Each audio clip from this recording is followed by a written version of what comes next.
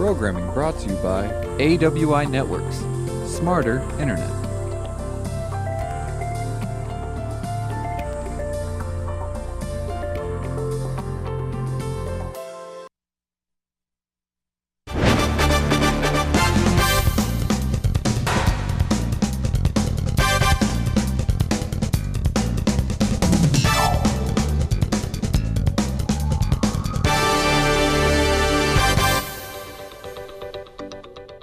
Thanks for joining St. George News at 8. I'm Scott Beadle. More than 20 officers from numerous agencies responded to the dorms at Dixie State Friday night in what appears to be a drug-related incident. Just after 9 p.m., DSU public safety officers responded to Nissen Towers. 4 other local law enforcement agencies also responded, including K-9 units. St. George Police confirmed Saturday they had assisted, but declined to provide further information since they are not the lead agency in the case. Now, we have reached out to Dixie State University's Department of Public Safety for more information, and we will keep you posted when we learn more. One group with an extra reason to celebrate during Dixie State's homecoming are the alums of the Dixie Program Bureau. Dozens of members gathered to sing and reminisce in celebration of the group's 50th anniversary. About 60 former members gathered after Friday night's alumni banquet. The group started in the fall of 1967 with a small group known as the Dixie Dozen, who traveled the region performing music. The modern-day version of the group is DSU's Raging Red, who perform a similar role as musical ambassadors. Raging Red is a group of 20 students, all of whom are on scholarship. The Utah Highway Patrol will be running extra shifts to watch out for drunk drivers on Halloween. Last year, the holiday had one of the highest rates of alcohol-related crashes and was especially deadly for pedestrians. Local officers will also be making an extra effort to keep the streets safe with so many kids out trick-or-treating. According to the Utah Department of Transportation, October is the deadliest month for crashes involving pedestrians, and nearly half of all pedestrian fatalities in Utah take place between 6 p.m. and midnight. Authorities are urging everyone to pay special attention while driving tomorrow to ensure a fun, safe Halloween. This year's final walk to end Alzheimer's for the year is coming up this Saturday. Check-in starts at 9 a.m. at the Washington City Community Center. The walk itself will begin at 10.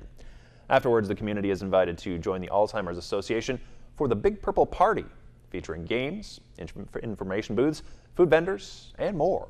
It's free to take part in the walk, but supporters are asked to create or join a team or donate to the association to help with its goals. The Utah chapter of the Alzheimer's Association holds 7 walks across the state each year. The early ones were in Logan, Ogden, Layton, Salt Lake City, Park City, and Provo. Now to the breaking news on the Russia investigation. The first indictments from special counsel Robert Mueller were made public today. Among those charged, Paul Manafort, the president's former campaign manager, Rick Gates, the deputy campaign manager and a top official in charge of the inauguration, and there was a third name, George Papadopoulos, a foreign policy advisor to then-candidate Trump. He has pled guilty to charges that he coordinated with Russian agents during the campaign and lied about it to authorities. Lana Zak is following it all from Washington. It doesn't have anything to do with us.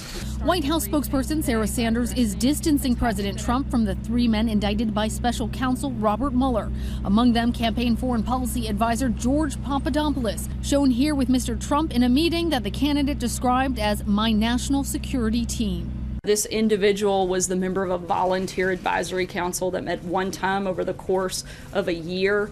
But President Trump had also previously praised Papadopoulos. George Papadopoulos, he's an oil and energy consultant, excellent guy. In fact, according to the indictment, at this meeting, Papadopoulos stated he had connections that could help arrange a meeting between Mr. Trump and Russian President Vladimir Putin. The indictment also charges that Papadopoulos met with a professor connected to Russian government officials and a Russian woman who falsely claimed to be related to Putin. But perhaps most damagingly, the indictment alleges that Papadopoulos notified at least 3 senior campaign officials that the Russians had thousands of emails damaging to Hillary Clinton. Papadopoulos pled guilty earlier this month to lying to the FBI. It was made public today, on the same day that Paul Manafort, the former Trump campaign chairman, and deputy campaign manager Rick Gates pled not guilty to 12 counts, including conspiracy against the United States, false statements, and conspiracy to launder money. President Donald Trump was correct. There is no evidence that Mr. Manafort or the Trump campaign colluded with the Russian government. The charges against these two do not directly reference allegations of collusion with Russia during the campaign. Both Manafort and Gates are being released to home confinement, with Manafort being released on a $10 million bond and Gates on a $5 million one. Chief Meteorologist Chris Summers has your Southern Utah forecast coming up right after this.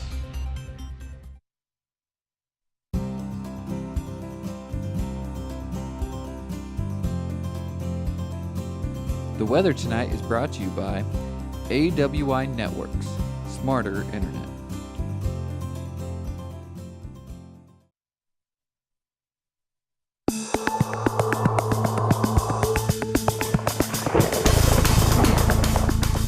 And a good Monday evening. Welcome back, everyone. Another beautiful day across our area today with temperatures back in the mid-70s late this afternoon, 76 degrees.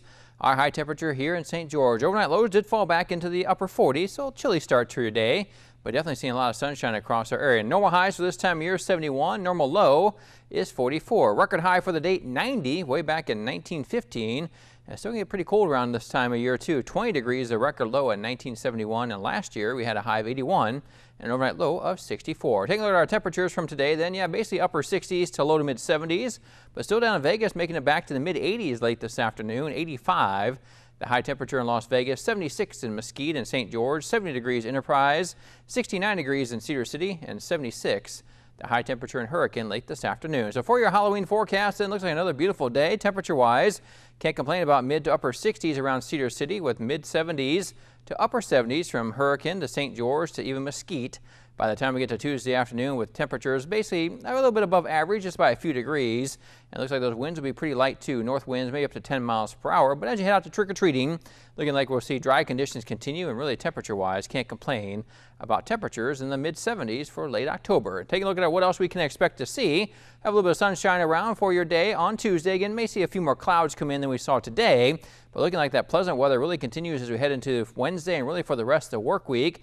Not a lot of change in our forecast. May warm temperatures up a few more degrees as we head into the middle part and in part of the work week, with temperatures getting into the mid to upper 70s here as we head to the first part of November. Here's what it looks like on our surface map then. Yeah, a little bit cooler weather is trying to come into our area, though most of that's going to stay down to our south through parts of Southern California, southern parts of Nevada, and a good portion of Arizona, where temperatures will be a little bit below average, but we're going to still see partly to mostly sunny skies in our area for your Tuesday, with low pressure off the coast of California.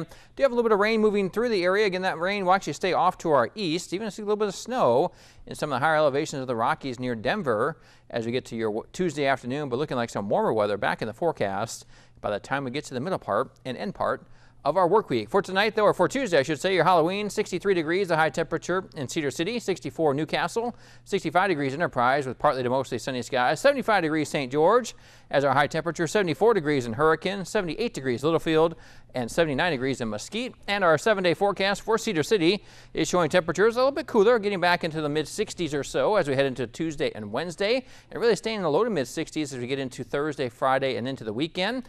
And by Sunday, may have a few showers in the forecast, and by early next week, back into the upper 50s. But as we get to St. George, really in some pretty nice weather, very pleasant for this time of year, with temperatures basically staying in the low to mid 70s here the next couple of days, and really into the weekend, low 70s expected too, before we drop back in the upper 60s by Sunday and Monday, with maybe a chance of rain on Sunday. It's looking pretty good here as we end October and get ready for the first part of November. Yeah, those temperatures look great. Might need a jacket if you're out trick-or-treating. Yeah, that'd be the one thing. That's normal. No rain, that's the one good thing about it, so we'll be dry. But yeah, may have to have that jacket on, maybe just a light sweatshirt or something as you head out trick-or-treat night. All right, thanks, Chris. Still ahead, it's clear to see why this pumpkin pie is raising some eyebrows.